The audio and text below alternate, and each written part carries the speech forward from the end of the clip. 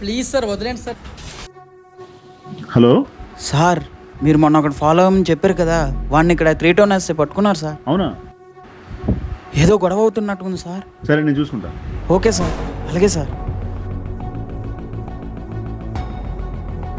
Sir please sir పాప దగ్గరికి వెళ్ళాలి సార్. Sir please. ఏయ్ హలో. హలో, మీరు ఎవరినైనా పట్టుకున్నారా సార్? పట్టుకున్నాను. ఎందుకు మీరెవరు? నేను అడ్వకేట్ నవీన్ మాట్లాడుతున్నాను సార్. చెప్పండి సార్.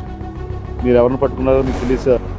ఈడ డ్రగ్స్ అమ్ముతూ దొరికెళ్ళండి. ఇంతకు మ్యాటర్ ఏంటి? ఆనందరాజుల పేరు విన్నారా?